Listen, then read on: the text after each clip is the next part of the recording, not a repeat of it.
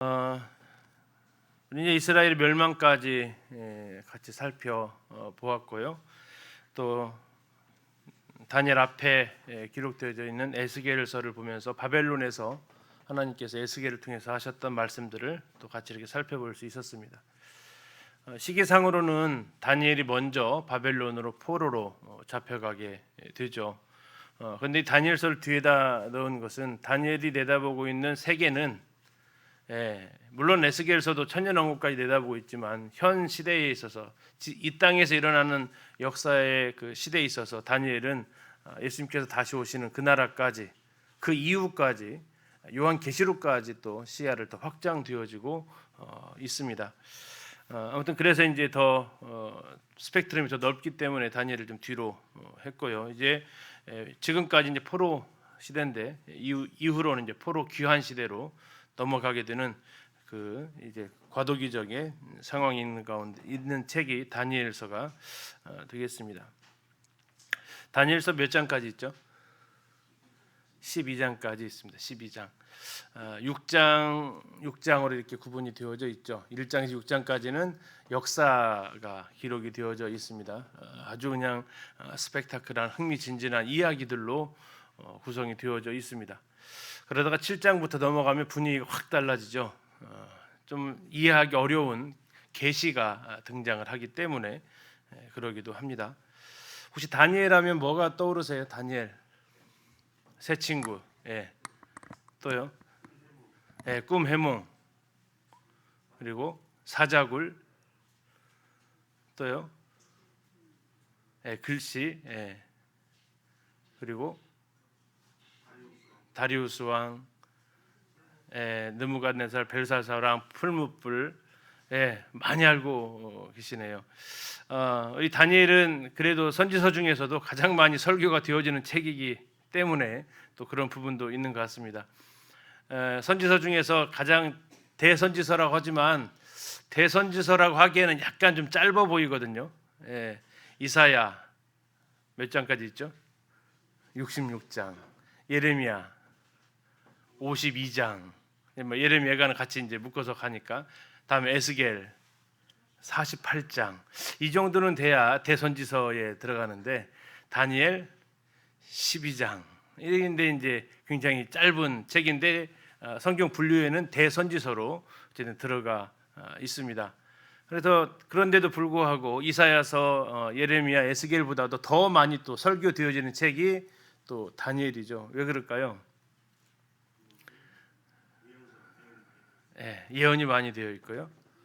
이야기가 많이 있다는 거죠. 이사야서나 다른 데에서는 이야기가 이렇게 좀 적은데 여기는 앞에 있는 1장에서 6장까지가 아마 더 많이 언급이 되어질 부분입니다. 그리고 어쩌면 어려운 시대 때 살았던 그 믿음의 사람들이 어떻게 살았는지를 가장 어필하기 쉬운 부분이기 때문에 다니엘의 그 새 친구의 믿음, 또 뜻을 정했다고 나오는 다니엘 1장의 다니엘의 그 선택, 다음에 사자굴에 들어가서도 기도했던 그 다니엘의 기도, 여러 가지 성도들의 신앙생활과 접목되어져 있는 단어들이 많이 나와 있는 것이 또 다니엘이기 때문에 또 많이 언급이 되죠. 그러나 다니엘을 하나님께서 과연 너희가 이렇게 살아라라는 그런 목적으로 기록되어 있느냐, 정말 그 목적으로 하나님께서 기록하셨느냐 하는 것은 우리가 한 번 더 생각을 해볼 필요가 있겠습니다. 다니엘서의 기록자는 다니엘로 알려져 있는데요. 다니엘의 이름의 뜻은 하나님은 나의 재판관이다라는 뜻을 가지고 있습니다. 자, 이름에서 L자가 들어가면 어떤 단어라고 그랬죠? 하나님. 다음에 야가 들어가면 여호와 그랬죠. 다니엘이기 때문에 하나님입니다. 자, 하나님, 그리고 단 자체가 이제 재판 뜻을 가지고 있어서 하나님은 나의 재판관이라는 뜻을 가지고 있고, 다니엘이 12장 4절에서 자기가 이 계시를 받아서 이것을 쓰고 있다라고 직접 언급을 하고 있어서 이 글이 다니엘이 썼다라고 이렇게 할 수 있겠습니다.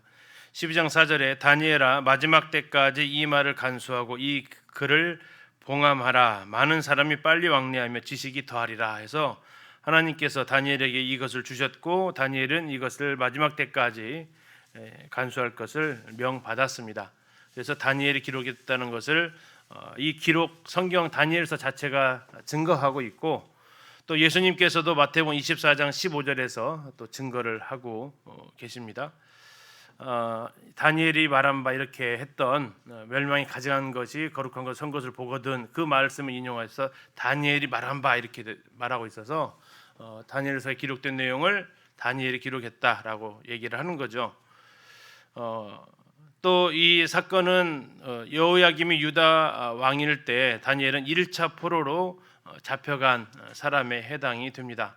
근데 1차 포로에 잡혀가는 사람들이 주로 귀족, 왕족 출신이었고, 이 다니엘도 왕족 출신으로 보통 이해할 수 있습니다. 히스기야가 바빌론 사절단이 왔을 때 그 궁궐의 모든 보물을 다 내어 주게 되었고, 거기에 대해서 이제 잘못한 것을 책망할 때 왕족들이 들어가서 환관이 될 것을 예언을 하죠. 그래서 아마 다니엘이 거기에 한 사람으로 기록된 것을 볼 수 있습니다. 다니엘을 가리켜서 다니엘서에서 뭐라고 표현하고 있냐면 크게 은총을 입은 자라고 표현하고 있습니다. 참 은혜스러운 단어죠. 크게 은총을 입은 자다. 다니엘 스스로에게 이렇게 자기가 자신을 이야기한 게 아니라 하나님께서 불러서 다니엘에게 심부름을 시켰던 그 천사들이 그렇게 이야기를 합니다. 가브리엘이 9장 23절에서 그렇게 이야기를 하죠. 네가 기도를 시작할 즈음에 명령이 내렸으므로 이제 너에게 알리러 왔느니라. 너는 크게 은총을 입은 자라. 크게 은총을 입은 자라. 11절에서도 큰 은총을 받은 사람 다니엘아 이렇게 이야기하고 있고, 19절에서도 큰 은총을 받은 사람이요 이렇게 나와 있습니다. 이건 뭐 다니엘 자체가 하나님 은총을 입은 사람이기도 하지만, 어쩌면 이 상황에서의 다니엘은 이스라엘을 대표하고 있는, 포로로 잡혀와 있는 이스라엘을 대표하고 있는 그를 대표자로서 이스라엘을 향한 하나님께 큰 은혜를 받은 사람인 것을 또 대표하고 있는 모습일 수도 있겠습니다. 그럼에도 불구하고 다니엘서는 많은 자유주의 신학자들에 의해서 이 다니엘서는 다니엘이 기록하지 않았다라는 비판을 많이 받았습니다. 가장 큰 이유가 뭘까요? 세 가지로 이렇게 보여지는데, 첫 번째가 이제 예언 성취의 정확성 때문에 그렇습니다. 이건 보고 쓴 거지 미리 말할 수 없는 것이다라고 이야기를 하는 거죠.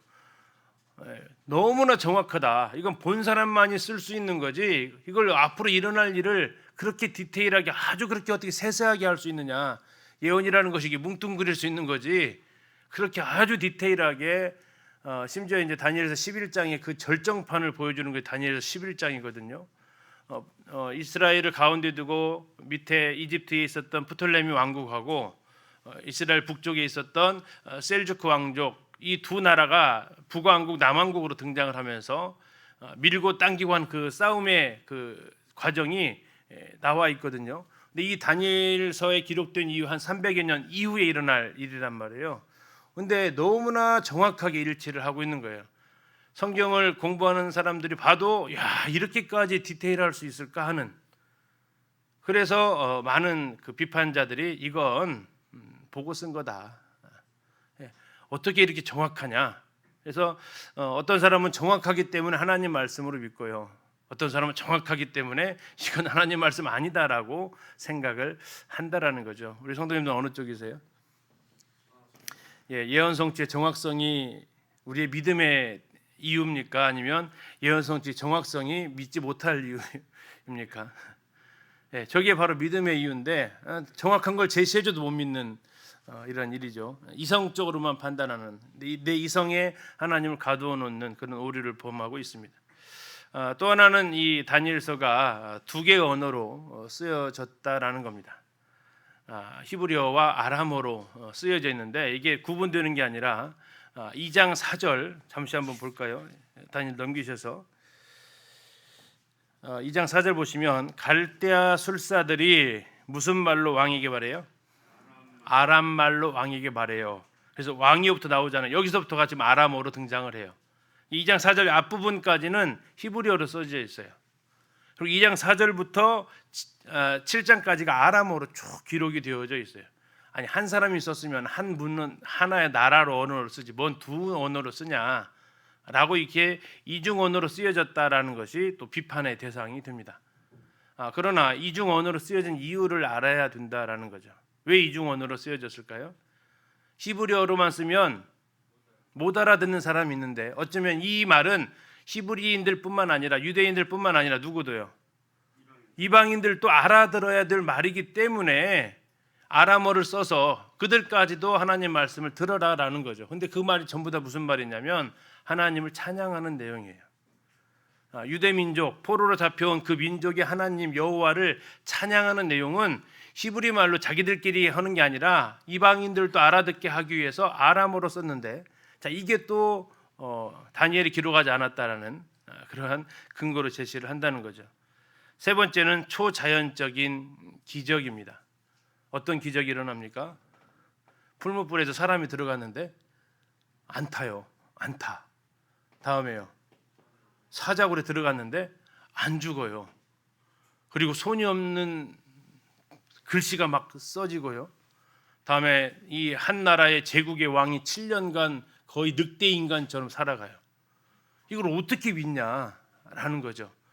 그래서 이 놀라운 일들이 일어나서 기적을 베푸는 하나님이기 때문에 우리는 믿는데, 이성을 벗어나는 기적을 어떻게 믿냐 하면서 이걸 또 안 믿는. 그러니까 이제 그들에게 하나님께서 말씀하셨던 것이 믿음은 모든 사람의 것이 아니라고 말씀하시는데, 그들이 이렇게 믿지 못하는 이유가 이렇게 들고 있다는 거죠. 그러나 우리는 이 세 가지가 다 충분히 믿을 만한, 아니 어쩌면 이러한 능력이 하나님이기 때문에 우리가 믿고 있는 것이다라고 말할 수 있겠습니다. 그래서 이것을 안 믿는 사람들은 BC 500년을 믿지 않습니다. 많이 봐야 BC 202세기 정도, 이게 다 보고 쓴 그 시간으로 그들이 생각을 하는 거죠. 그러나 다니엘이 살았던 때를 우리는 그가 기록한 것은 다니엘이 살아있을 때 기록을 해야 되니까, 그가 언제까지 사역을 하냐면 느부갓네살의 통치 원년부터 시작해서 고레스 3년까지 사역했다라고 10장 1절에 명시가 되어져 있습니다. 고레스 3년은 언제냐? BC 536년이에요. 적어도 그 안에 기록이 되어졌을 것이다라는 거죠. 이렇게 해서 기록 연대를 측정할 수 있는 겁니다. 이 다니엘서의 배경은, 시간적인 배경은 포로 기간 중입니다. 바벨론 포로 기간이고, 그리고 장소는 어디예요? 바벨론에서 이것을 쓰여졌다라고 우리는 알 수 있습니다. 이스라엘 땅이 아닌 바벨론 땅에서 이 다니엘서가 기록이 됩니다. 자, 우리 포로 기간 중인데, 포로 기간 중에 어디쯤 해당되느냐? 포로가 세 번에 걸쳐서 잡혀온다고 그랬죠. 1차가 BC 605년 누구 왕 때예요? 여호야김 왕 때, 느부갓네살이 갈기미스에서 애굽의 바로느고를 무찌르고 이스라엘 땅, 유다 땅으로 들어오죠. 들어왔더니 누가 통치하고 있어요? 여호야김이 통치하고 있었습니다. 그래서 그들을 무찌르고 그때 왕족과 귀족들을 잡아서 바벨론으로 끌고 가죠. 그리고 이제 여호야김에게는 바벨론에게 그대로 순종할 것을 요구하게 됩니다. 그러다가 이제 3년간은 잘 하다가 다시 애굽이 힘이 세지는 것 같으니까 여호야김이 반란을 일으키게 되고, 바벨론에서 이것을 가만히 있을 수가 없죠. 그래서 그 군대가 오는 데까지 시간이 많이 걸리기 때문에 예루살렘 주변에 있었던 그 암몬이나 모압, 에돔 족속 그 수비대, 파수대, 그 바벨론 주둔군들이 있지 않습니까? 그들을 이용해서 여기에 대해서 응징을 하게 됩니다. 그리고 이제 바벨론 느부갓네살이 도착했을 때는 이미 사건이 다 진압이 되어 있었고 바벨론으로 끌고 가게 되죠. 그래서 이제 여호야김이 포로처럼 끌고 가는데 갑작스럽게 비보가 들려옵니다. 바벨론 땅에서. 무슨 비보요? 아버지가 위험하다. 나부콜라살이 위험하다. 자, 아버지가 위험한데 거기 아들이 없으면 반란이 일어날 수 있는 좋은 기회가 되기 때문에 이 포로들을 다 끌고 가고 이 정세를 놔둘 수 없어서 느부갓네살은 여호야김을 그 자리에서 다시 풀어줍니다. 그리고 너로 돌아가서 다시 네가 제대로 해라, 이번에는 한번 봐준다 하면서 돌려보내죠. 그리고 급하게 바벨론으로 돌아가서 아마 이제 그 학자들은 얘기합니다. 아주 지름길로 그냥 정말 소수 정예병을 데리고 사람이 다니는 길이 아니 거의 사막 횡단하다시피 갔을 것이다라고 할 정도로 급하게 했던 상황이었고요.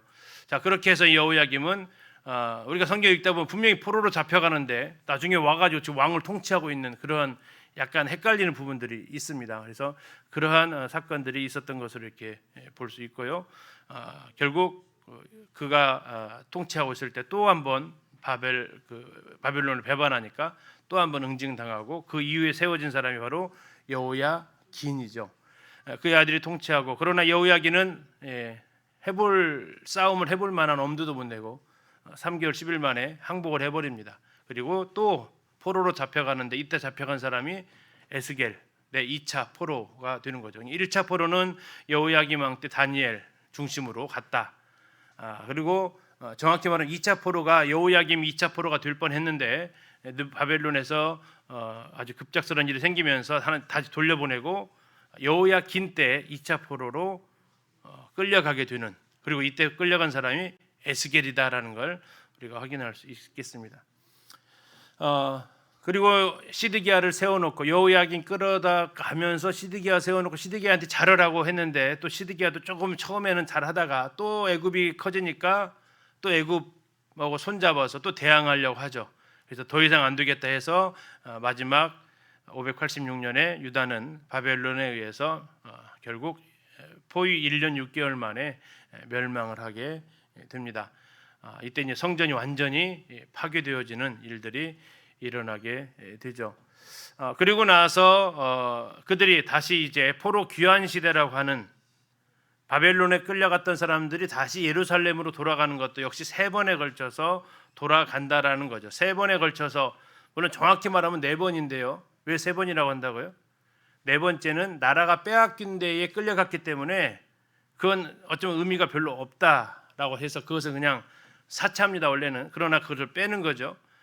그리고 그냥 3차로 포로로 잡혀갔다. 나라가 있을 때 잡혀간 것이 포로니까 나라가 빼앗긴 데에게는 포로가 아니라 그냥 이주시키는 그런 개념이겠죠. 아무튼 그렇게 해서 3번에 걸쳐서 포로로 잡혀갔고 3번에 걸쳐서 돌아온다라는 거죠. 자, 그 기간이 1차로 돌아왔던 것이 바로 고레스 왕 때 1차로 돌아오게 되는데, 이때 주로 인솔자가 우리가 이제 뒤에서 에스라를 같이 보겠지만 그때 1차 귀환자가 이제 세스바살을 중심으로 얘기를 하는데, 이 세스바살이 스룹바벨이냐 아니면 동명이인이냐 다른 사람이냐 이렇게 하는데 이 부분은 에스라에서 좀 얘기하겠습니다. 아무튼 이제 스룹바벨 세스바살 중심으로 이렇게 돌아오게 되고 성전이 이제 놓여지게 되는 것은 스룹바벨입니다. 그러다가 이제 2차 귀환을 하는 것은 페르시아 아닥사스다 왕 때 에스라 중심으로 한번 일어나고, 다음에 3차 귀국도 느헤미야에서 일어나면서 3번에 걸쳐서 끌려갔던 사람들이 3번에 걸쳐서 돌아오게 되는 그 과정이 이제 다니엘서부터 시작해서 우리가 에스라, 느헤미야 이 과정을 이번에 이제 같이 보게 되는 거죠. 그래서 총 걸렸던 포로로 있었던 기간이 몇 년이라고요? 70년. 70년은 두 가지 의미를 가지고 있습니다. 1차로는 그들이 제일 먼저 포로로 잡혀갔던, 그들이 포로에서 돌아왔던 그 기간 가지고 70년입니다. 몇 년도에 포로로 잡혀갔어요? 앞에서요? 605년. 그들이 돌아온 게 몇 년이에요? 536년에 돌아옵니다. 538년에 포로 돌아가라고 하고, 가라고 하면 바로 가는 게 아니잖아요. 다 재산 정리하고 가져갈 거 준비하고 또 오는데 그 시간도 많이 걸리니까, 그래서 그 계산하면 605년에 갔다가 536년에 왔어요. 몇 년 걸렸어요? 70년이다라고 하는 거죠. 또 하나의 70년은 성전 파괴와 성전 재건입니다. 성전 파괴가 언제예요? BC 586년에 파괴가 됩니다. 그리고 나서 스룹바벨 성전이 완공된 데가 언제입니까? BC 516년이 됩니다. 그래서 성전 파괴와 성전 재건이 70년 간격. 1차 포로가 갔다가 1차로 돌아온 사람들도 70년.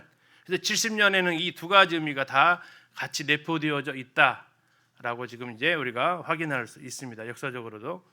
자, 아무튼 이 기간 동안에 지금 쓰여진 책이 이제 우리가 같이 공부하게 될 에스겔, 그리고 그 이후에 나오는 에스라, 느헤미야, 에스더 이 책들, 그리고 그 사이에 에스라와 함께 사역했던 학개, 스가랴, 그런 책들이 이제 이번 교재 가운데서 같이 언급이 되어지고 있습니다.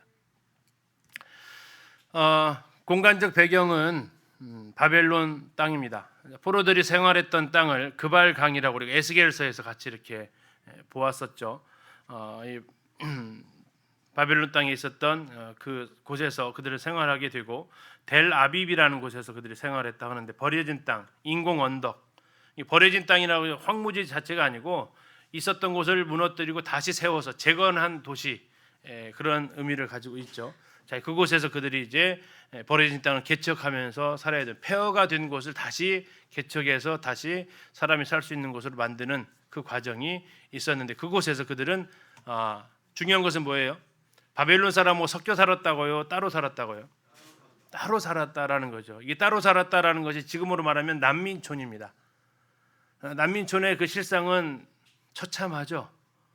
그러나 유대인들에게 있어서는 이것은 은혜였다라는 겁니다. 무슨 은혜요?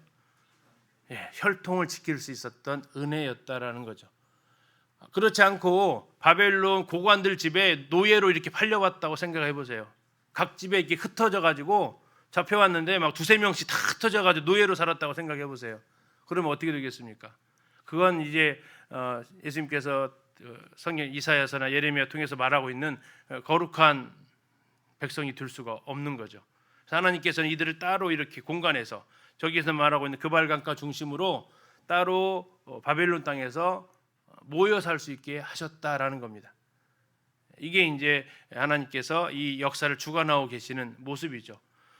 이것이 이제 이후에 일어나는 그 역사의 중요한 부분입니다. 그냥 그들이 어디 살았든 말든 이게 중요한 게 아니라 하나님께서 그들을 바벨론에 가서 흩어버리지 않으셨고 따로 구별된 공간에서 비록 난민촌처럼 살았지만 노역하면서 살았지만 어느 정도 시간이 지나면서 자기 집도 갖게 하셨고 자기 땅도 소유하게 하셨어요.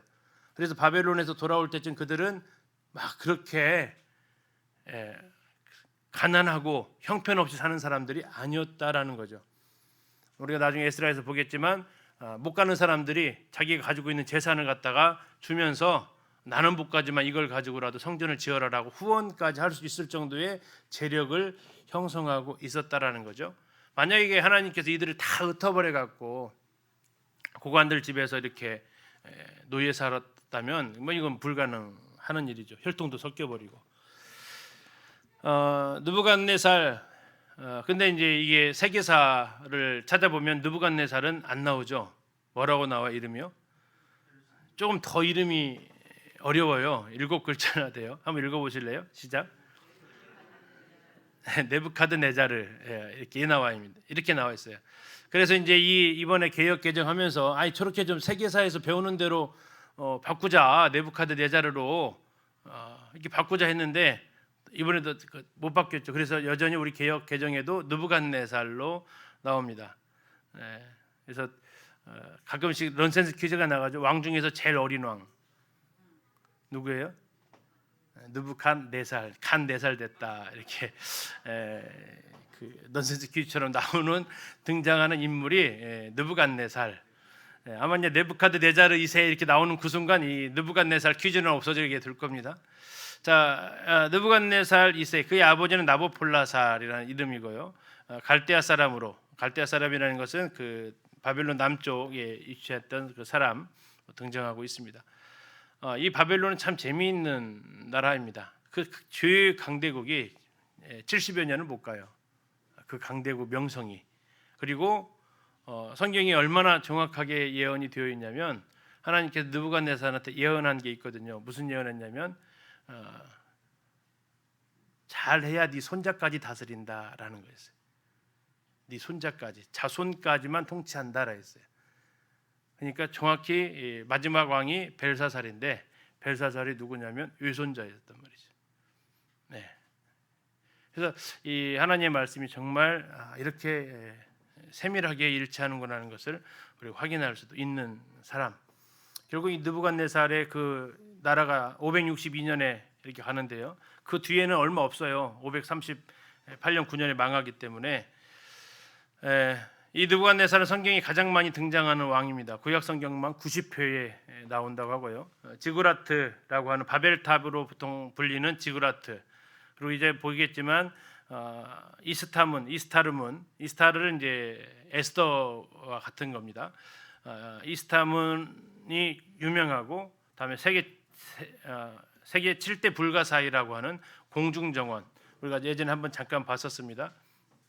이 공중정원이 이 느부갓네살이 세웠던 그 바벨론 성 안에 있어서 이 세 개가 아마 제일 유명한 건축물 세 가지가 될 것입니다. 두라평원에 금신상을 세워서 다니엘서 3장에 나오는 다니엘 세 친구를 풀무불에 던져 넣어버려라 했던 왕도 이 느부갓네살이고요. 605년에 다니엘을 포로로 잡아가고 598년에는 여호야긴 갖다 잡아가다가 일시 풀어주고 여호야긴 다시 포로로 잡아가는 이런 모든 역사, 이스라엘과 유다와 관련되어져 있는 역사는 전부 다 느부갓네살 왕입니다. 포로로 잡혀가는 것까지. 앞에서 잠깐 말씀드린 대로 1차, 2차, 3차, 4차로 잡혀가는데 3차 때가 이미 나라가 망하기 때문에 4차는 포로로 여겨지지 않고, 그러나 4차로 잡혀가기는 합니다. 다음에 성경에 제국들의 역사가 이렇게 쭉 등장을 하는데 이집트는 제국이라고 보통 보지 않습니다. 왜냐하면 이제 식민지를 건설하지 않았기 때문에라고 보통 얘기를 합니다. 대국이죠, 대국, 큰 나라죠. 근데 이제 성경에서 제국이라는 것은 이제 제국주의, 다시 말해 식민지를 가지고 있는 그런 나라들인데 북이스라엘을 점령했던 아수르, 다음에 유다를 점령했던 바벨론, 그리고 그 바벨론을 무찌른 페르시아, 그리고 이 페르시아, 이 세 제국은 유다의 역사와 아주 긴밀하게 연결이 되어지는 거죠. 우리가 이 부분도 예전에 한번 말씀드렸습니다. 이 각 나라의 정책이 굉장히 중요하고 이것은 신약으로 연결되어지기까지 하죠. 아수르의 포로 정책은 뭐라고 했어요? 이주 정책이라고 했습니다. 포로로 잡아가면 그 땅을 갖다가 예를 들어 4등분을 하면 4분의 1의 인구만 남겨놓고 4분의 3은 다 각각 세 군데로 쫓아내는 거죠. 그리고 다른 땅에서 이렇게 그 한 땅에 예를 들어 한 네 민족이 살게 해서 민족들끼리 서로 결혼하고 살게 하면서 민족 말살 정책을 쓰는 겁니다. 자, 이렇게 되면 민족의 정체성이 무너뜨리게 하기 위한 거죠. 혈통이 무너져 버리는, 그래서 더 이상 반란을 꿈꾸지 못하게 하는 게 아수르의 정책이었는데, 만약에 아수르 때에 이 남유다가 멸망을 해버리면 그 정책이 휩쓸려서 어려움이 되는 거죠. 하나님께서 그래서 북이스라엘은 그걸 허락하셨지만 하나님께서 메시아를 보내기로 하셨던 이 다윗의 자손에게는 그렇게 허락하지 않으시고 그들을 위해서 새로운 몽둥이를 준비하신 것이 바로 바벨론이 되겠습니다. 이들의 포로 정책은 뭡니까? 포로 정책을 씁니다. 쓸만한 사람들 다 잡아가는 거예요. 그래서 자기 본토에 반란을 꿈꿀 수 있는 사람을 없애버리는 겁니다. 반란을 일으킬 만한 사람들을 전부 다 잡아가서 자기 나라에서 그 신하로서 부려먹는 그 정책을 쓰게 되죠. 그래서 이따 다니엘에서 보겠지만 다니엘과 세 친구 다 잡아가게 되는 거죠. 또 2차로 또 기술자들을 또 다 잡아가게 되는 겁니다. 마지막에 예루살렘에 남겨놓는 사람은 정말 글도 모르고 그냥 들판에서 일하는 그런 사람들, 목자들, 이런 사람들만 겨우 남아서 그 땅이 황폐해지고 버려지지 않도록 그 일들만 맡기는 거지. 그래서 나라가 다시 일어날 수 있는 모든 엘리트들을 다 잡아가는 정책. 근데 이게 은혜였다고요. 그들을 다 잡아가서 어디다 뒀다고요? 따로 한 군데다 모아두셨다고요. 그 역할을 하는 거죠. 그러니까 아브라함 자손을 인큐베이터 역할을 했던 것이 애굽이었습니다. 그래서 출애굽이 일어났던 거고요. 다음에 유다로 잡혀갔던 이 사람들을 인큐베이터 역할을 했던 것이 누구예요? 바벨론이었어요. 그래서 출바벨론 하는 거죠. 그래서 귀하게 그 사역을 했죠. 그래서 혹자는 지금의 이 이스라엘을 이렇게 인큐베이터처럼 보호하고 있는 나라가 어딜까요? 지금 미국이 그 일을 한 거죠. 러시아 쪽에서 이렇게 막 유대인들 박해하면서 그들이 미국으로 온판 건너가고 거기에서 경제력으로 문화력으로 온갖 힘을 다 키우지 않습니까? 결국 미국은 애굽이나 바벨론처럼 유대인들을 보호하는 인큐베이터 역할을 하고 있는 거고 아마 그들이 그것이 아마 사명이지 않을까 싶습니다. 또한 그러한 것들을 하나님께서 하게 하시기 위해서 영국에서부터 그들을 독립시키는 그런 일들 하나님의 큰 역사 가운데서 이루어 가시지 않나 하는 그런 생각을 하고 이스라엘이 독립하는 데 있어서 미국이 그런 막대한 또 역할을 하게 하시는 이런 세계 역사를 주관하시는 하나님을 볼 수 있습니다. 그리고 이 바벨론을 무찌른 게 이제 바사죠. 이것도 좀 바꾸자고 그렇게 했는데 안 바꾸시죠. 뭐라고 바꿔주면 좋아요? 페르시아라고 바꿔주면 좋잖아요. 페르시아. 예, 이건 세계사에도 나오는 그 명칭 그대로인데, 예, 모르겠어요. 지금도 역시 바사입니다. 바사. 자, 이 고레스를 중심으로 해서 바벨론을 물리치게 되는 이 페르시아, 그들의 정책은 무슨 정책이었어요? 세금 정책을 씁니다. 자, 다 잡아왔더니 그 땅에서 세금을 좀 걷어야 되는데 세금 걷어올 사람들이 없는 거예요. 예, 그래서 어떻게 해요? 다 돌아가라 다. 그리고 그쪽에서 열심히 일하고 그곳에서 수익을 창출해서 뭐 해라? 세금 바쳐라라는 겁니다. 인심 좋아가지고 막 돌려보낸 게 아니고 나라 정책을 했더니 이곳에 다 있어요. 마치 뭐라고 할까요? 중앙 정부는 이게 커다랐는데 지방 자치가 엉망이 되어져 버려 있는 상황. 그래서 다 돌려보내고 그럼 그들 막 그 해방군이 아니고요. 다 돌려보내서 그곳에서 열심히 일해서 나라에다가 조공을 바쳐라라는 그 제도로 바뀌어가는 거죠. 그래서 이 고레스가 유대인들만 특별하게 사면해 준 것이 아니고 다른 많은 이방 그 혼혈 그 소수 민족들을 다 돌려보내주는 그 일을 정책으로 하게 됩니다. 그 장면들 어디서 나오냐면 에스라서를 쭉 읽다 보면 유다 백성들이 성전을 건축하고 성벽을 건축하려고 할 때 그 관리들이 왕에게 조서를 씁니다. 그러면서 그 조서의 내용 중에 왕이시여 이것을 허락하면 안 됩니다라고 하는 그 이유 중에 하나가 뭐가 들어가요? 예, 이 사람들 자기 힘 커지면 뭐 안 바친다? 예, 세금 안 바친다라는 거예요. 세금 안 바치는 것이 이제 반역의 하나의 상징이잖아요. 세금 안 바칩니다라는 거예요. 당장 국고 손실이 있습니다라고 그 막는 이유 중에 하나예요. 다시 말하면 이 페르시아 정책 자체가 그곳에서 이제 조공을 바치는 건데 결국 이 정책을 썼기 때문에 그들이 돌아가게 되는 70년 만에 고토로 귀환하게 되는 이 모든 과정에 하나님께서 개입하시고 그 나라들을 통해서 하나님께서 역사를 주관하시는 마치 무대에서 배우들이 참 연기 잘한다 싶지만 사실은 누가 다 그걸 통제하고 있어요? 예, PD 작가 연출 감독들이 다 하고 있는 거죠. 예, 그걸 잘 구현해내면 이제 명배우가 되는 거죠. 그래서 하나님께서 각각의 시대에 맞춰서 이들을 그 역할을 감당하게 하시는 마치 그들이 모든 통치 제국의 왕처럼 보이지만 그렇지 않고 각본대로 움직여가고 있다. 하나님이 지시하시는 대로 되어지고 있다라는 것을 보여주는 것이 이제 지금 대표적인 책이 다니엘이다라는 겁니다. 다니엘의 믿음을 본받자, 새 친구의 믿음을 본받자라는 게 아니라 그 모든 어려운 가운데에서도 역사를 주관하시는 분은 하나님이셨다. 하나님이 심판자이시다라고 했죠. 다니엘 이름 뜻이 하나님 심판자, 하나님 모든 주권을 가지고 계신 분, 이것을 알게 하시기 위한 목적이라는 겁니다. 이 새 제국의 역사를 흐름을 보게 되면 하나님의 세계를 통치하시는 그런 방식을 우리가 알 수 있게 되는 거죠. 지금 이제 왼쪽에 있는 게 이스타르문입니다. 얼마쯤 됐을까요, 저게요? 이스타르문이 몇 년이나 됐을까요? 예, 복원은 되는 겁니다. 복원. 이게 지금 복원된 거고요. 이게 지금 이거 모형도입니다. 자, 여기에 있는 것이 이렇게 있는데 이게 보면 이 바벨론이 어느 땅에 있어요? 예, 이라크 땅, 이라크 땅인가요? 예, 이라크 땅에 있죠. 페르시아가 이란 땅이니까 이라크 땅에 있어야 될 이 이스타르문이 이게 지금 어디가 있냐면 독일에 가 있어요. 왜 독일로 갔을까요? 예, 독일이 힘이 셀 때 가져가 버렸어요. 예, 고고학자들이 가져갔어요. 이따 그 영상을 잠시 한번 보여드릴 거예요. 자, 어마어마하게 그럼 이거 몇 년 됐을까요? 이거 몇 년 됐을까요? 한 2600년, 2500년밖에 안 됐어요. 근데 색깔이 어때요?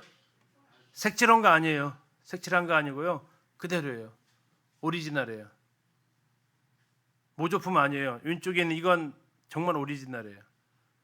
이게 세라믹이에요. 불에 구웠어요. 1400도 그대로래. 그래서 색이 변하지 않아요. 몇 년 전에요? 2600년 전에. 어디 사람들이요? 우리가 그렇게 별로 문화적일 것 같지 않은 사람들이 이런 기술을 했다라는 겁니다. 다음에 이제 이게 흔히 말하는 지구라트죠. 바벨탑의 모형이다라는, 뭐 낮아 보이지만 이거 되게 높습니다. 다음에 이제 그 바벨론 성벽에 있었던 여러 동물 문양입니다. 하나의 동물만 있는 게 아니고요.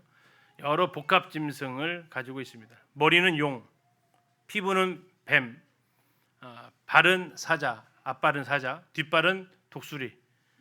이러한 복합 짐승, 이거 왜 해놨을까요? 가장 강력한 것들만 놓은 겁니다. 여기를 누가 들어갔을까요? 이분 누가 지나갔을까요? 이분은 전쟁에서 승리하고 오는 군사들을 맞이하는 분입니다. 그러면 승리하고 오는 사람도 오지만 누구도 따라 들어와요? 포로들도 따라오는 거죠. 그럼 이분을 누가 봤을까요? 다니엘이 본 거예요. 다니엘이 봤던 분이에요.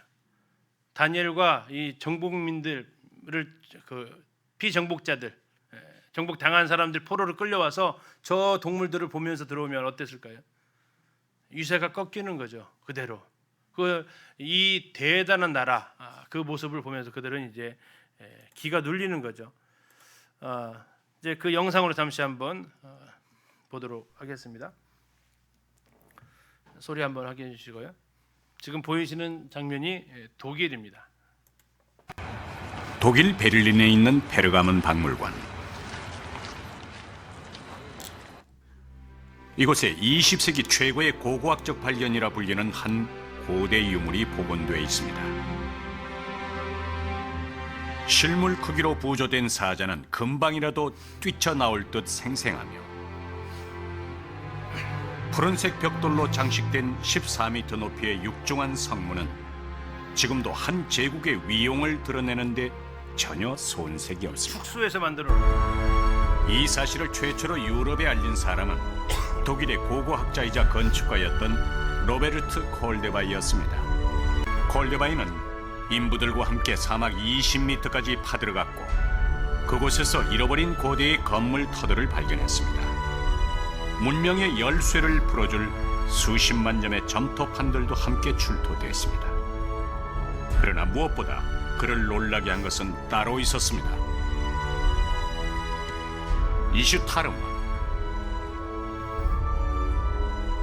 성경에나 등장했던 바빌론이 실제로 존재했다는 명백한 증거였습니다. 이스타르문이죠. 그는 발굴된 유물을 500상자에 담아 베를린으로 돌아왔습니다. 그리고는 수만 점에 달하는 파편들을 꿰맞추기 시작했죠. 그러자 바빌론에 대한 잊혀진 전설들이 하나 둘씩 모습을 드러내기 시작했습니다.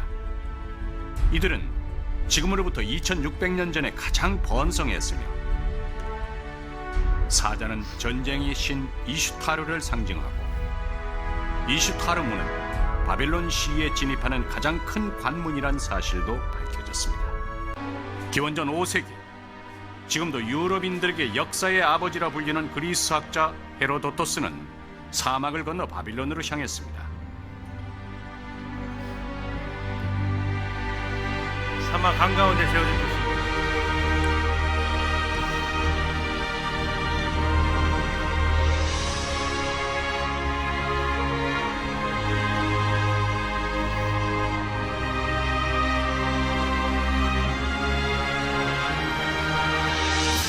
짧은 쪽 성벽의 길이는 18km에 달하며 긴 쪽은 무려 72km까지 뻗어 있다. 성벽의 높이는 14m이며 3중으로 되어 있고 성벽 위로 난 길은 4마리의 말이 끄는 마차가 멈추지 않고 비껴갈 만큼 넓다.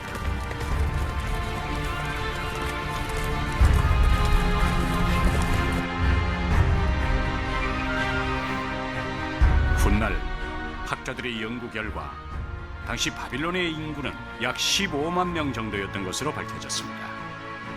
오늘날에 비하면 보잘것없어 보이지만 기원전 6세기 당시엔 세계 어떤 도시보다 큰 규모였습니다.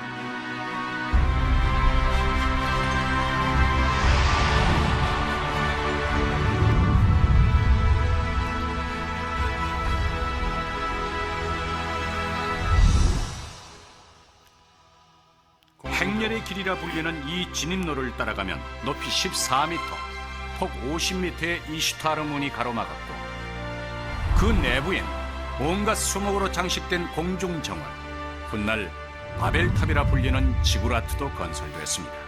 돌이 귀했던 까닭에 성벽의 재료는 오로지 흑벽돌이었습니다. 바빌론인들은 흑벽돌 사이에 갈대와 모르타르를 넣음으로써 접착력과 강도를 높였습니다. 그렇게 높이 14m, 육중한 성벽은 도시 외부는 물론 왕궁과 신전이 있는 도시 중심부를 겹겹이 에워쌌습니다. 바빌론은 철옹성의 도시였죠.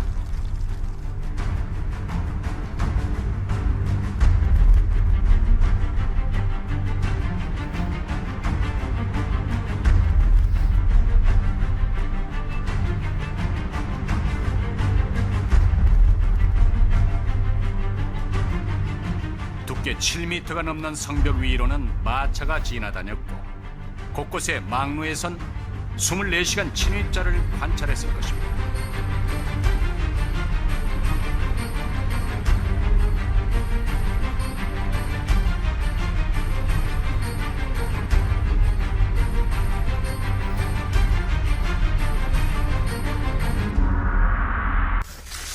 패자는 폭 10m, 깊이 3m 규모로 이미 건설된 성벽을 따라 이어졌습니다. 물이 귀한 사막의 도시에선 좀처럼 볼 수 없는 시설이었죠. 이 모든 것은 유프라테스라는 강이 있었기에 가능했습니다. 패자는 도시 외곽을 둘러싸을 뿐 아니라 도시 내부를 거미줄처럼 관통해 생활용수로도 활용됐습니다.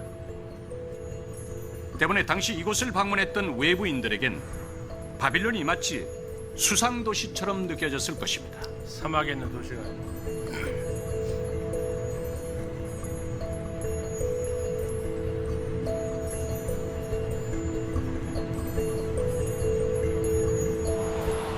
이것은 당시 바빌론의 하수 시스템을 재현해 본 것입니다. 자연석이 아닌 인공물에 의한 하수 시스템은 인류 역사상 바빌론이 최초로 완성해낸 작품으로 알려져 있습니다. 다리를 건설하기 위해 그들은 우선 튼튼한 강목을 3.6m 간격으로 박았습니다. 그 밑은 구운 벽돌을 이용해서 단단하게 고정시켰죠.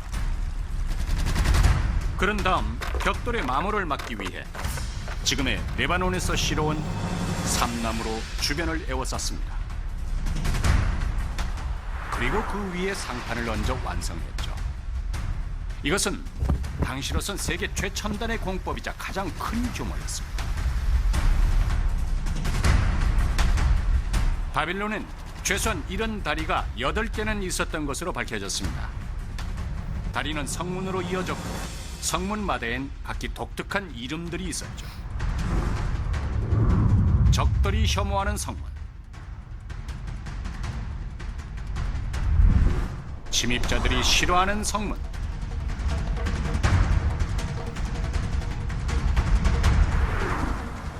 군인의 생명을 지켜주는 성문도 있었습니다. 그러나 그 어떤 곳보다도 웅장하고 아름다운 성문이 있었습니다. 바로 이슈타르문. 전쟁의 신 이슈타르의 이름을 따 건설된 이 성문은 진입로의 넓이만 21m에 달하며 양쪽엔 14m 높이의 성벽이 서열하듯 에워싸고 있었습니다.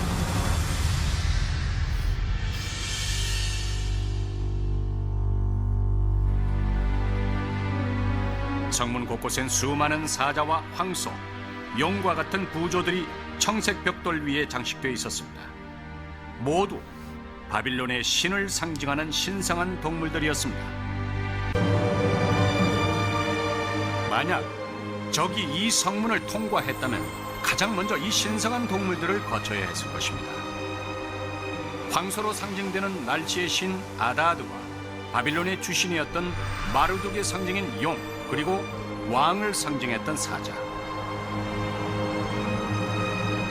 이 모두는 적이 공포감을 극도로 느낄 수 있는 아주 효과적인 장치이기도 했죠. 이걸 누가 보면서 들어갔다고요? 다니엘이 저걸 보면서 들어간 거죠. 얼마나 그 유세가 당당했을까. 14m짜리 성문 혹시 보신 적 있으세요? 우리 예배당이 몇 미터짜리라고요? 6층짜리 건물이? 이게 한 15m 정도 잡습니다. 그러면 6층짜리가 이렇게 그때 2600년 전에 그 벽돌을 쌓아 올려서 만들어진 그 도시. 그래서 벨사살은 고레스가 쳐들어왔다는 소식을 듣고도 올 때면 와봐라. 포위가 될까요? 저 넓은 성이 포위가 돼요? 예루살렘 정도 되니까 포위를 하죠. 저기 포위가 될까요? 포위도 안 되고, 포위를 한다 한들 거기서 발굴해봤더니 20년간은 그 안에서 충분히 먹고 살만했다. 그러니 뭐 마음껏 술을 먹고 지냈던 이런 모습을 볼 수 있습니다. 이번에 이제 그 벌써 2년 됐네요. 영국에 갔을 때 이 벽돌을 봤습니다. 이 벽돌이 이제 느부갓네살 이름이 새겨져 있는 벽돌 있습니다. 실제 정말 역사적 사실이구나라는 이 벽돌에다가 이런 벽돌 14층을 이런 벽돌을 쌓으려면 도대체 얼마큼 들어갔을까 싶고요. 이제 그 기록되어져 있는 건데요. 이게 지금 이제 이건 루브르 박물관에서 본 것 같아요. 관람객에 대한 예의는 하나도 없는 프랑스어입니다. 적어도 영어 정도는 써놔야 되지 않아요? 근데 프랑스어를 배우고 오라고 이렇게.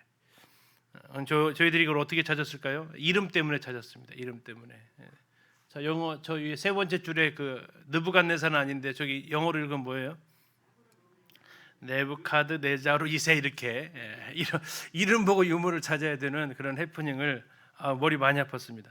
다른 것은 잘 모르겠고 하여튼 그 이름 보고 유물을 찾는 것을 이제 경험을 했고요. 이게 이제 느부갓네살의 원통인데 우리 이제 고레스 실린더처럼 이런 곳에다가 글씨를 씁니다. 실제 커 보여요, 작아 보여요? 커 보이죠? 않고 이제 얼마나 이제 실제 사이즈 한번 보실까요? 김종만 선생님께서 나레이션 하십니다.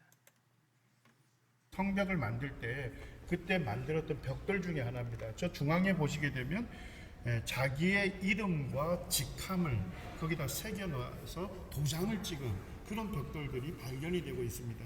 여기에는 아주 유명한 글이 있는데 나 느부갓네살 왕은 바벨론의 왕이요 바벨론에 있는 신전 에사길라와 에지다를 지키는 자이며 바벨론 왕 나보폴로살의 장남이다. 그래서 이 벽돌들의 자기 이름과 직함을 새겨놓을 정도로 자기의 그 위엄이나 영광을 나타내려고 했던 왕이었음을 알 수 있습니다. 성경 다니엘 4장 30절에 보게 되면 느부갓네살 왕이 이렇게 얘기합니다. 나 왕이 말하여 이르되 이 큰 바벨론은 내가 능력과 권세로 건설하여 나의 도성으로 삼고 이것으로 내 이엄의 영광을 나타낸 것이 아니냐 하였더니 느부갓네살 왕이 이 모든 것들을 자기에게 영광을 돌림으로 느부갓네살 왕이 이 왕의 고난을 상실하고 7년간 광인으로 살았던 것이 성경에 기록이 되어 있습니다. 그리고 이제 여기에 보시게 되면 느부갓네살 왕의 실린더가 발견이 되어 있고요. 엄청 작죠. 이 느부갓네살 왕이 치적을 여기에서 기록하고 있습니다. 저기다 그 많은 글자를 써 넣은 거예요. 세게 글자로. 연필로 쓴 것도 아니고 펜으로 쓴 것도 아니고 세게로 이렇게 글자를 박아서 참 대단합니다. 그들은 성전을 잃어버렸습니다. 그들은 그러면 그 민족 정체성을 어디서 지켜나가게 됩니까? 이때부터 생겨난 것이 이제 회당이라는 겁니다. 시나고그라고 하는 회당 제도가 생기고, 자, 성전이 없기 때문에 성전에서 제일 중요한 게 뭐죠? 제사이죠. 제사. 제사 제도가 가능해요, 불가능해요? 불가능한 겁니다. 성전 제사를 못 드리는 성전이 없으니까. 그래서 이 회당은 제사 문화가 아니고 기도하고 말씀을 하는 이런 장소로 쓰여지게 됩니다. BC 586년 예루살렘 성전은 파괴되고 바벨론 포로 생활이 시작되었습니다. 성전이 없었던 유다인들은 회당을 지어서 회당에서 기도하고 하나님의 말씀을 공부함으로 외국 생활에서 믿음으로 살아남는 법을 터득하게 됩니다. 회당은 예루살렘 성전과는 달리 제사보다는 말씀과 기도가 중심이 된 유다인 공동체였고, 예루살렘 멸망 후에 세계 곳곳으로 흩어진 유대인들은 가는 곳마다 회당을 세워 신앙생활을 이어갔습니다. 회당에는 이방인들 중에서도 주를 경외하는 자들이 참여했습니다. 이것은 나중에 사도행전에서 이 바탕에서 이제 나오는 겁니다. 회당에서는 주 1회 안식일 예배를 드렸으며 종교적 절기마다 특별한 의식을 거행했고, 회당에는 두루마리 성서를 놓아두는 벽장, 공부방, 손님이 묵는 방 등이 있었고, 원로들 가운데서 회당장을 뽑아서 행정을 관리하게 했습니다.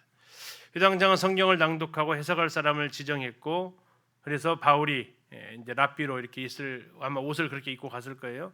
그러면 이제 요청하기도 했습니다. 회당에서는 10명이 모이면 예배를 할 수 있었고 2명 이상이 모이면 성경을 공부했다고 합니다. 자, 초대교회는 2-3명이 모이면 기도하고 공부했는데, 사도 바울은 전도여행 가운데서 바로 이 회당에 들러서 복음을 전하는 그 기지 역할을 하게 됩니다. 바벨론에서 그들의 생존할 수 있었던 아주 중요한 도구가 회당이었고요. 자, 다니엘서의 주제는 뭐냐? 다시 말하지만 다니엘과 세 친구의 믿음을 본받자라는 게 아닙니다. 뜻을 정하며 살자라는 것도 아닙니다. 다니엘서에서 말하고 있는 것은 하나님이 최고의 주권자이다라는 겁니다. 바벨론의 신보다 하나님이 더 뛰어나시다라는 겁니다. 이 다니엘서 이전과 이후는 그래서 갈라지는 것이, 이후에 뭐가 사라졌다고? 유대인에게서 우상 숭배가 사라졌다라는 겁니다. 대신 뭐가 남았어요? 형식주의와 율법주의만이 남게 되는 거죠. 지금도 그들은 그래서 우상 숭배하지는 않습니다. 이 과정이 우상이 아무것도 아니다라는 것들을 그들이 몸으로 배우게 됩니다. 자, 포로로 잡혀가면서 이스타르문 통과하면서 뭘 봤다고요? 온갖 우상들을 다 봤다고요. 야, 이런 우상도 우리를 공격했구나. 아니다라는 거죠. 그걸 누구 입으로 얘기를 하면은 설득력이 있을까요? 자기들끼리요? 우리끼리 모여가지고요? 아니죠. 누가 얘기해야 돼요? 예, 왕 중에서도 누구요? 느부갓네살이 얘기를 해줘야 그래도 인정할 만하다는 얘기죠. 그래서 다니엘서에서 2장, 다음에 3장, 4장에서 걸쳐서 느부갓네살의 고백이 나와 있어요. 무슨 고백이요? 다니엘, 너의 하나님 진짜 하나님이다. 너의 신이 진짜 신이다라는 것을 유다를 정복했던 느부갓네살의 입으로 말하게 하기 위한 거였어요. 2장에서는 꿈을 해석해 줌으로써, 3장에서는 새 친구들이 풀무불에서 살아남으로써, 4장에서는 느부갓네살 왕이 다니엘의 예언대로 7년간 짐승 같은 삶을 살고 다시 왕위로 복권하면서 계속해서 그가 고백을 하는 겁니다. 유다 사람들이 하는 건 의미가 없고요. 당시 최고의 통치자가 그 고백을 하게 하나님께서 만드시는 거죠. 5장에서는 마지막 왕 벨사살이 그 고백을 하게 하고요. 6장에서는 바사의 통치자였던 다리우스가 사자굴에 있던 다니엘을 꺼내주면서 역시 그와 같은 고백을 하는 겁니다. 나라가 바뀌어도, 통치자들은 바뀌어도 하나님은 여전하시다는 것을 계속해서 말해주는 것이 다니엘서에서 하나님께서 우리들에게 하시고 싶으신 말씀이다라는 겁니다. 그리고 그것으로 끝나지 않고 앞으로 이루어질, 통치하게 될 세계 또한 하나님의 권한 안에 속해 있다. 지금 페르시아가 등장했지만 페르시아도 곧 무너질 거다. 누가요? 저쪽 서쪽에서 염소 같은 나라가 하나 등장하게 될 것이다. 예, 그 나라가 이 양 같은 페르시아를 먹어치울 것이다. 그런데 그 염소같이 달렸던 그 나라도, 헬라라는 나라도, 알렉산더라는 나라도 내게로 다시 흩어질 것이다. 이런 모든 것들을 예언을 통해서 하나님만이 온 우주의, 온 세계의 통치자이시다라는 것을 말해주고자 하는 것이 다니엘서지, 거기에 나와 있는 그런 부분들, 결심했다, 또는 그리 아니하실지라도, 또는 사자굴에 갇혀 있던, 이것은 뭐라고 할까요? 마치 드라마를 봤는데 조연 연기에 감탄하고 있는, 주연을 봐야 되는데 주연을 놓치고 조연 연기에 빠져 있는 이러한 오류를 범할 수 있다라는 겁니다. 그 모든 것을 하게 하신 것이 뭐였어요? 하나님이 영광 받으시기 위함인데, 다니엘과 세 친구의 의도와 관계없이 우리는 그 영광을 그들에게 돌리고 있을 수 있다. 그렇지 않다라는 겁니다.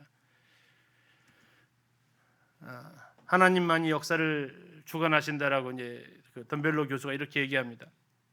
하나님께서 세계 역사를 주관하신다는 것, 유대 민족과 마찬가지로 이방 민족들도 아까 했던 페르시아가 됐든 바벨론이 됐든 그들도 항상 하나님의 주관하에 있어 왔다는 것, 인간이 통치하는 제국의 계승이 하나님에 의해 정해져 있다는 것, 잠시 동안은 압제자의 자만심, 포악함을 용납하시지만 바벨론처럼 마침내는 그들을 부끄럽게 하시고 자신의 백성들, 유다 백성들을 구원하신다는 것, 곧 하나님의 왕국이 임하여 영원히 하리라는 것, 그리고 하나님께 충성과 지절을 바친다면 영생으로 인도될 것이며 영원히 영광으로 보답될 것을 전하기 위해서 이 다니엘서가 기록되어졌다.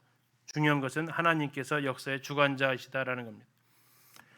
환난과 핍박 가운데서도 하나님의 백성이 역사의 주관자 되신 하나님의 손길을 참고 기다릴 때 큰 축복으로 갚아주실 것, 이것은 부차적인 부분이다. 그러나 그들은 그 자리에서 뭘 봅니까? 하나님이 통치자이시라는 것을 고백하게 되는 거죠. 다니엘이 계속해서 말하는 게 뭡니까? 꿈과 해석은 내가 한다고요? 하나님께 있다고요. 새 친구는 뭐라고 합니까? 자신들의 믿음이 좋아서 아니요, 나는 그것과 관계없이 그리 아니하실 때 하나님께서 하신다라고. 그들은 항상 그렇게 고백을 하고 있습니다.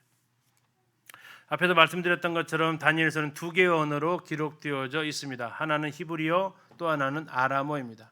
특히 이방 왕들이 하나님을 왕으로 통치자로 고백하는 그 언어는 히브리 사람들만 읽는 언어가 아닌 당시 주변 나라들이 함께 읽어야 될 아람어로 기록됨으로써 하나님께서는 유다 사람들뿐만 아니라 세상 모든 사람들이 하나님이 주권자이시라는 것을 알게 하셨습니다.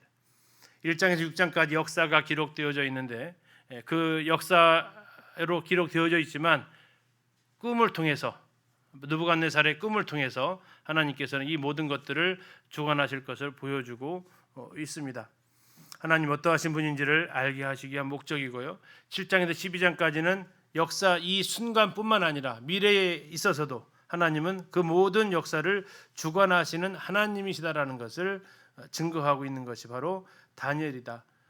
다니엘 하면서 우리가 꼭 기억하실 것은 지금까지 이스라엘이 포로로 잡혀와 있는 이 순간에 하나님은 어떠하신 분인가라는 것을 누가 알아야 되냐면 유다 백성들, 포로로 잡혀왔던 그들이 알아야 되고, 또 교만하게 하나님의 막대기로 쓰여지고 있으면서도 그들이 아주 자기들이 한 것처럼 하는 그들에게 하나님께서 갚아주심을 통해서 그들의 입에서 하나님만이 유일한 주권자이시다라는 것을 고백을 하게 하시는 것이 목적이 되겠습니다.